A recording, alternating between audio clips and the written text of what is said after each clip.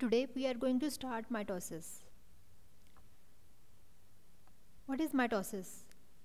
Cell division in which daughter cell receives same number of chromosome as that of parent cell. कि जब cell divide होगा तो daughter cell जो receive करेगा chromosome उसकी तादाद उतनी ही होगी जितनी कि पेरेंट सेल में. जैसे लेट्स सपोज हम कहते हैं कि पेरेंट सेल है उसके 12 क्रोमोसोम है, तो आगे जो डॉटर सेल बनेंगे उनके जो क्रोमोसोम है उनकी भी तादाद 14 ही होगी, वो चेंज नहीं होगी. जो पेरेंट सेल की है वही डॉटर सेल की होगी. अब अगर हम बात करें इसकी स्टेजेस की, इसकी दो मेन स्टेजेस होती हैं, एक कैरियोकाइनेसिस है और एक साइटोकाइनेसिस है. अब कैरियोकाइनेसिस की आगे जो है वो सब फेजेस हैं जिसमें प्रोफेज, प्रोमेटाफेज, मेटाफेज, एनाफेज और टीलोफेज हैं.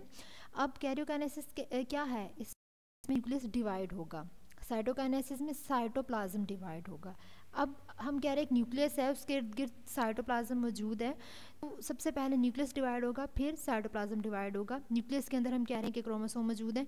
अब क्या होगा कि न्यूक्लियस जो है वो डिवाइड कैसे होगा.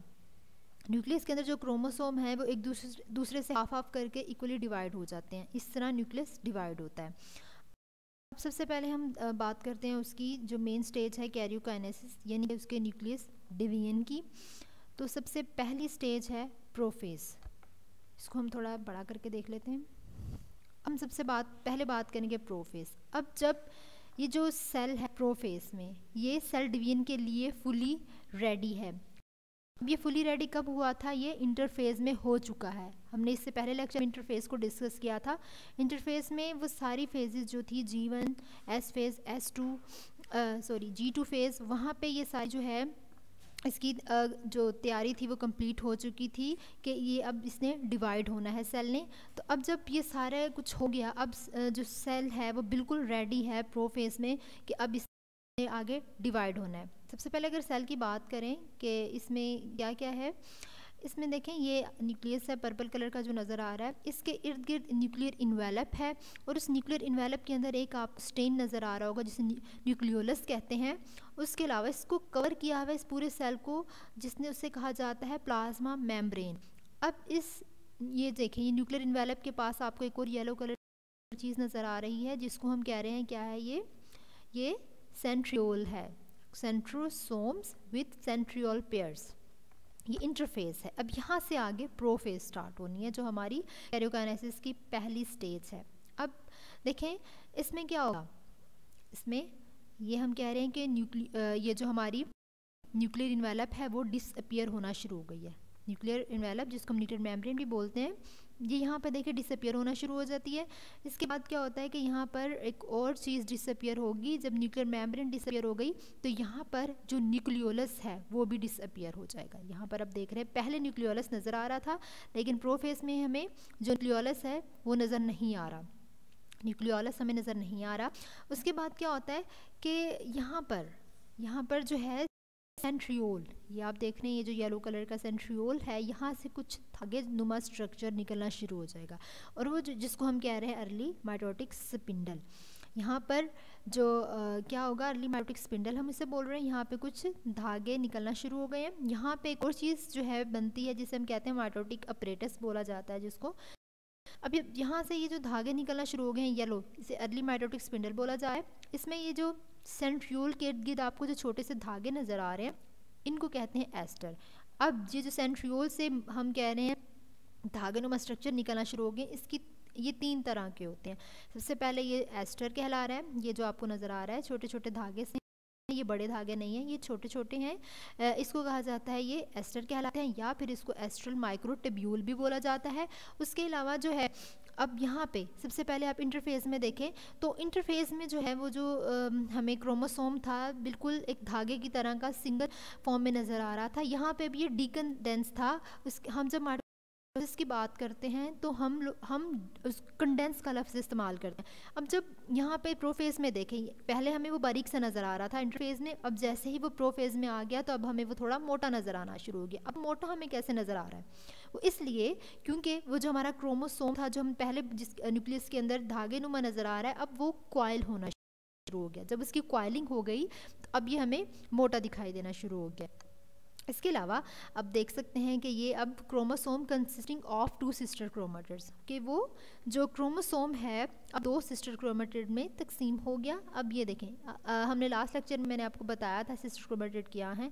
अब ये दो आपको नज़र आ रहे हैं, ये क्या हैं, ये सिस्टर क्रोमेटिड्स हैं। इसके दरमियान वाला हिस्सा है जिसने इन दोनों को अटैच किया हुआ, इसके दरमियान में जो चीज़ मौजूद है वो कहलाती है सेंट्रोमियर। ठीक है, अब हम बात करेंगे कि इसके बाद प्रोमेटाफेज आती है। अब हमने बात कर ली कि प्रोफेज में एस्टर की, अर्ली माइटोटिक स्पिंडल की बात कर ली और सेंट्रोमियर की बात कर ली। ठीक है, तो अब हम बात करेंगे प्रोमेटाफेज में कि ये देखें, यहाँ पे मैं आपको एक और चीज़ बताऊँगी कि इसमें ना इतना वाज़ह मेंशन नहीं हुआ लेकिन 3 तरह के फाइबर हमने बात की। एक तो है पोलर, जिसको पोलर माइक्रोट्यूब्यूल कहते हैं, और दूसरा जो है वो काइनेटोकोर माइक्रोट्यूब्यूल है। उसके अलावा जो तीसरा है वो क्या है, वो एस्टर माइक्रोट्यूब्यूल है। अब इन तीनों को अगर हम देखें कि ये क्या हैं, तो ये जो आपको नज़र आ रहे हैं क्रोमोसोम सिस्टर क्रोमेटिड जिसको हम बोल रहे हैं, इसमें क्या है कि यहाँ पे देखिए न्यूक्लियर मेम्ब्रेन डिसअपियर हो चुकी है और न्यूक्लियोलस भी डिसअपियर हो चुका है प्रोमेटाफेज में। अब के यहाँ पर जो सबसे पहले यहाँ से ये एस्टर है, यहाँ से कुछ धागे निकलते हैं और वो इस तरह एक इस सेल के साथ मिलते हैं, ये जिसको हम ये बोल रहे हैं। अब यहाँ पे क्या होता है कि कुछ माइक्रोट्यूब्यूल भी मौजूद होते हैं। अब माइक्रोट्यूब्यूल क्या है कि वो दोनों पोल जो है, दोनों पोल से वो निकलते हैं और दरमियान में वो ओवरलैप करते हैं, जिसको हम कह रहे हैं स्पिंडल मिड जोन, कि that come from each pole and overlap at spindle mid zone. इसके अलावा हम इसको एंटी पैरेलल माइक्रोट्यूब्यूल भी बोलते हैं। उसके अलावा इसका काम होता है रिस्पॉन्सिबल फॉर पुशिंग पोल और स्पिंडल अपार्ट, कि वो क्या करते हैं, वो पुशिंग पोल या फिर स्पिंडल अपार्ट का काम करते हैं, कि वो जो पोल्स हैं उनको पुश करते हैं। ठीक है, इसके अलावा जो स्पिंडल है इसको एक दूसरे से अलग भी करते हैं। इसके अलावा हम एक और चीज़ भी है नॉन काइनेटोकोर माइक्रोट्यूब्यूल। अब नॉन काइनेटोकोर माइक्रोट्यूब्यूल भी यही है कि जो अटैच नहीं हुआ क्रोमोसोम से and move them towards the pole. Polar microtubule भी यही, एंड देन काइनेटोकोर के attach to chromosome and it move them towards pole. ये क्रोमोसोम के जो नॉन काइनेटोकोर है ये क्या है कि ये अटैच नहीं हुआ ये जो हमारे क्रोमोसोम सिस्टर क्रोमेटिड्स हैं इनके साथ अटैच नहीं हुआ होता। ये क्या है कि ये elongated the cell during anaphase. ठीक है, कि जब एनाफेज की स्टेज आती है तो ये सेल को एलोंगेट करने में हेल्प करता है। उसके अलावा ये जो सेल की शेप है उसको भी मेंटेन करता है, ये इसका फंक्शन है नॉन काइनेटोकोर का। हमने क्या बात की, अब इसको क्लियरली कर लेते हैं कि पहले हमने की थी पोलर माइक्रोट्यूब्यूल का, मैंने बताया कि ये क्या काम करता है और इसका फंक्शन क्या है, कि responsible for pushing poles. And then मैंने आपको बताया नॉन काइनेटोकोर का।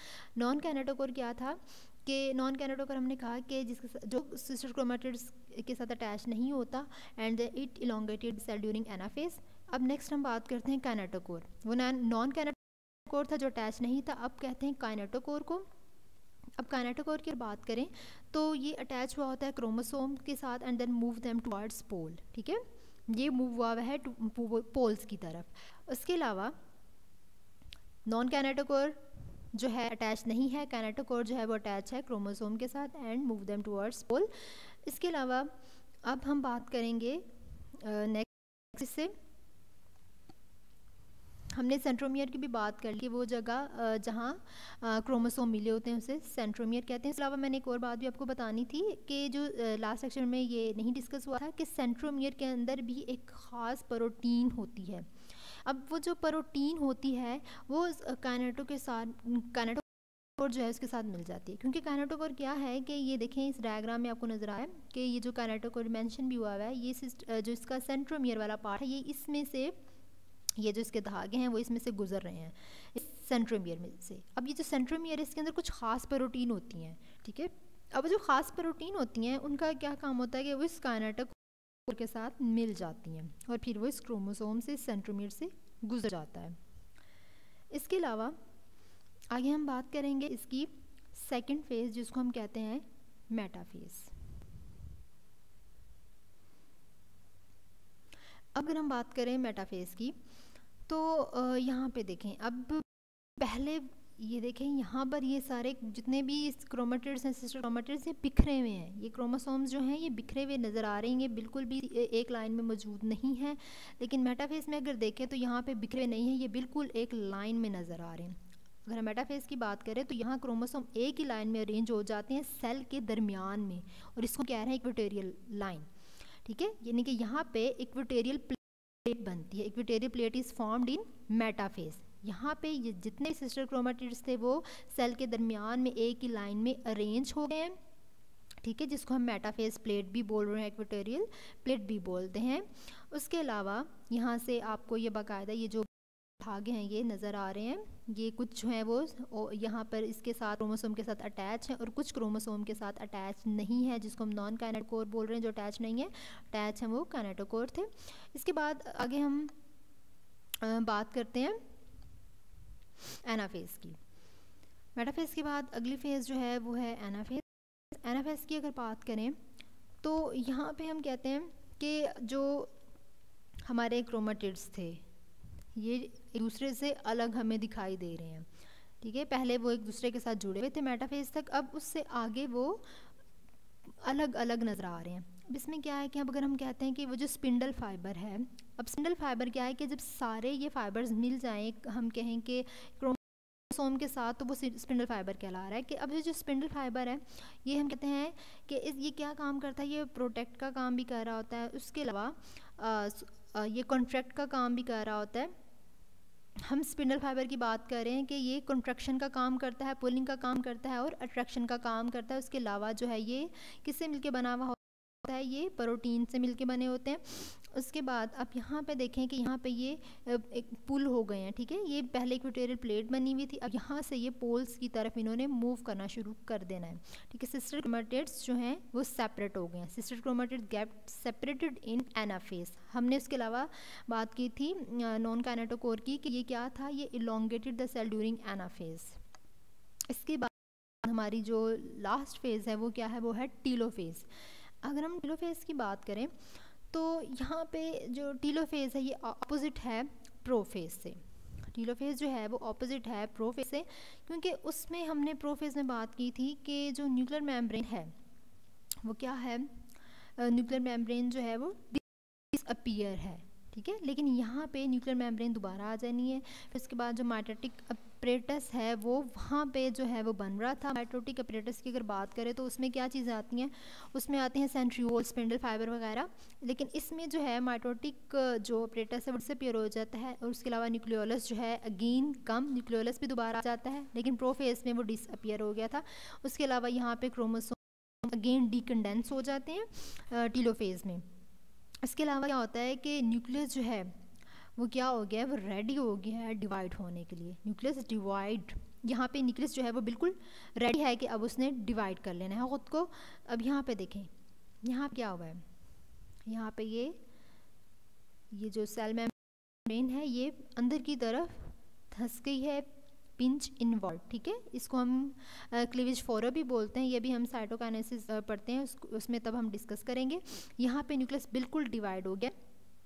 ठीक है, इसके अलावा जो है साइटोकाइनेसिस भी अब हम साथ ही देख लेते हैं कि क्या है। अब सेल रेडी हो गया डिवाइड होने के लिए। अगर साइटोकाइनेसिस की बात करते हैं तो अगर सेल मेम्ब्रेन की बात करें, ये जो हमारी सेल मेम्ब्रेन है इसमें हम कहते हैं कि कुछ फिलामेंट्स मौजूद होते हैं, जैसे कि एक्टिन है, मायोसिन है, जिसको हम कहते हैं कि ये कॉन्ट्रैक्टाइल प्रोटीन्स होती हैं, जिससे कि ये वैसे एक्टिन एंड मायोसिन जो है ये मसल्स में मौजूद होता है। ठीक है, उसके अलावा हम कहते हैं कि ये सेल मेम्ब्रेन हमने बात की कि इसमें कुछ प्रोटीन्स मौजूद होती हैं, जिसमें हम कह रहे हैं एक्टिन, मायोसिन वगैरह हैं। उसके अलावा यहाँ पे देखें कि cell membrane bend inward, cell membrane bend inward and it is known as the cleavage furrow. ठीक है, अब क्या होगा कि सेल मेम्ब्रेन फिर यहाँ ऐसा हो जाता है कि सेल मेम्ब्रेन बिल्कुल यहाँ से मूव करना शुरू हो जाती है अंदर की तरफ, और ये दोनों जो सेल मेम्ब्रेन है एट द एंड सेल के दरमियान में मिल जाती हैं, और फिर ये जो सेल हैं ये एक दूसरे से अलग हो जाते हैं। ये प्रोसेस जो है ये है साइटोकाइनेसिस। ठीक है, तो ये माइटोसिस का मैंने डायग्रामेटिक व्यू से मैंने आपको समझा दिया था। ये अब तक हमने डायग्रामेटिक व्यू देखा, अब हम इसको थोड़ा सा वैसे भी देख लेते हैं, इसको रिवाइज कर लेते हैं कि अब तक हमने क्या क्या देखा। अब हम देख लेते हैं कि जो mitotic spindle is an apparatus of microtubule that control chromosome movement during mitosis. अब हम बात करें अगर माइटोटिक स्पिंडल की, तो ये कहते हैं कि एक apparatus है माइक्रोट्यूब्यूल का जो क्या करता है कि क्रोमोसोम की जो मूवमेंट है उसको कंट्रोल करता है। अगर हम प्रोफेज की बात करें तो इसमें assembly spindle microtubule begin in the centrosome. कि यहाँ पे क्या होता है कि सेंट्रोसोम से हमने बात की थी वो जो धागेनुमा स्ट्रक्चर की, धागेनुमा फाइबर्स की, जिसको माइक्रोट्यूब्यूल बोलते हैं, उनकी असेंबली होती है। The microtubule organizing centre, the centrosome replicates forming two centrosome that migrate to opposite ends of the cell as spindle microtubule grow out from them। इसमें क्या है कि जो सेंट्रोसोम है वो क्या है, एप्लीकेट हो रहा है, दो सेंट्रोसोम बना रहा है और दोनों जो है वो ऑपोजिट एंड जो है, एक सेल है उसके ऑपोजिट एंड, जैसे ये है ना, एक बात करें ये सेल है, इसकी ऑपोजिट एंड पे ये रेप्लिकेट हुआ और ये दोनों साइड पे बन गया, रेप्लिकेट होके दोनों साइड पे ये माइग्रेट हो गया। As spindle microtubule grow out from them, और फिर देखें यहाँ से ये जो स्पिंडल माइक्रोट्यूब्यूल्स हैं यहाँ से ये बाहर निकल आए हैं, बाहर ओरिजिनेट हो गए इस सेंट्रोसोम से। इसके अलावा हमने बात की थी एस्टर की भी, कि an aster a radial ray of short microtubule extend from each centrosome. यहाँ पे देखें, यहाँ पे हमने देखा कि ये हमारा जो है सेंट्रोसोम है, यहाँ से छोटे छोटे धागे जो निकल रहे कहलाते हैं एस्टर। इसके अलावा the spindle includes the centrosome, the spindle microtubule and the aster. उसके अलावा हम कह रहे हैं कि स्पिंडल जो है उसमें क्या क्या चीज़ें हैं, कि उसमें स्पिंडल माइक्रोट्यूब्यूल भी हैं और उसमें एस्टर भी शामिल हैं। अगर प्रोमेटाफेज बात करें, some spindle microtubule attach to the kinetochore, ठीक है, कि and begin to move the chromosome. कि कुछ अगर प्रोमेटाफेज की बात करते हैं तो काइनेटोकोर क्या, मैंने आपको बताया था कि क्या है कि ये क्रोमोसोम के साथ अटैच हुआ होता है। मेटाफेज की बात करें तो इसमें हमने मेटाफेज प्लेट की बात की थी कि जितने भी क्रोमोसोम है वो लाइंड अप हो जाते हैं एक मेटाफेज प्लेट पे, the midway point between the spindle of two poles. जो हमारा सेल है उसका जो मिडवे पॉइंट है जिसको हम कह रहे हैं मेटाफेज प्लेट, वहाँ पे जितने भी क्रोमोसोम है वो लाइंड अप हो जाएंगे। जैसे ये अब डायग्रामेटिक व्यू में हमें दिखा रहे हैं कि एस्टर है, सेंट्रोसोम, एंड देन वो सारा हमने पहले भी ये सारा देख चुके हैं। सिस्टर क्रोमेटिड जो है ओवरलैपिंग हुई हुई है, जैसे हम ये देख रहे हैं ओवरलैपिंग हुई हुई है। यहाँ पे एक और चीज़ भी मेंशन कर देती हूँ कि यहाँ पे ऐसा होता है कि जब वो पुश करते हैं या वो पुल होते हैं तो ये जो काइनेटोकोर हैं, जिसको जो स्पिंडल फाइबर्स वगैरह हैं, इसमें क्या होता है कि ये फोर्स भी लगाते हैं। अगर हम बात करते हैं इसकी एनाफेज में, अगर एनाफेज की बात करते हैं तो वहाँ पे जो स्पिंडल फाइबर है, जैसे कि अगर हम नॉन काइनेटोकोर की बात करें तो ये जो सेल है इसको जो है फोर्स लगा रहे होते हैं कि ये जो सिस्टर क्रोमेटिड है, जैसे अब ये सिस्टर क्रोमेटिड है तो अब ये जैसे ओवरलैप हो गए हैं यहाँ पे, तो ये ओवरलैपिंग हो रही है, तो इनकी ये फोर्स करेंगे, ये यहाँ से इनको अलग जो है वो कर दें कि ये वाली जो साइड है वो इस साइड पे मूव करे और ये वाली इस साइड पे मूव कर जाए। तो इनकी मदद से यहाँ पे जो स्पिंडल फाइबर हम कलेक्टिवली बोल रहे होते हैं, तो इनकी मदद से जो ये दोनों सिस्टर क्रोमेटिड्स हैं ये उन पोल्स की तरफ मूव होना शुरू हो जाएंगी। लास्ट हम एनाफेज की बात करते हैं, वही sister chromatids separate and move along the kinetochore microtubule toward opposite end of the cell. के सिस्टर क्रोमेटिड जो हैं वो सेपरेट हो जाती हैं और फिर वो ऑपोजिट एंड की तरफ मूव करना शुरू हो जाती हैं। उसके अलावा नॉन काइनेटोकोर माइक्रोट्यूब्यूल की बात करें, from opposite poles overlap and push against each other elongates the cell.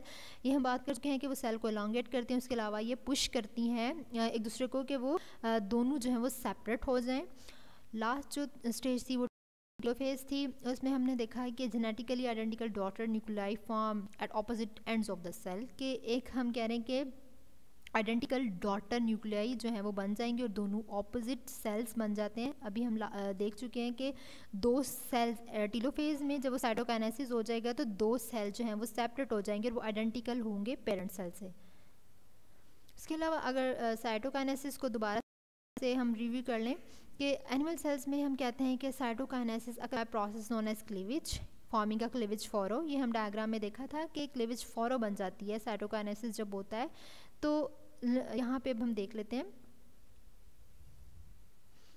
यहाँ पे देखें ये जो क्लीवेज फॉरो है यहाँ पे आपको नज़र आ एक सेल है ये दरमियान से पिंच होना शुरू हो गया है और वहाँ पे कॉन्ट्रैक्टाइल रिंग जो है ये बन रहा है। इसके अलावा यहाँ पे दोबारा देखें कि एक क्लीवेज फोरो बन गई कि दोबारा ये दोनों सेल जो हैं ये आपस में मिल जाएंगे एट द एंड और फिर यहाँ पे डॉटर सेल बन जाते हैं। लेकिन अगर हम बात करें प्लांट सेल की, अगर हम प्लांट सेल की बात करें तो यहाँ पे क्या होता है कि सेल प्लेट फॉर्मेशन अगर हम देखें जिसको हम TM बोल रहे हैं, प्लांट सेल में ऐसा नहीं होता क्योंकि हम प्लांट सेल की थोड़ी सी और है।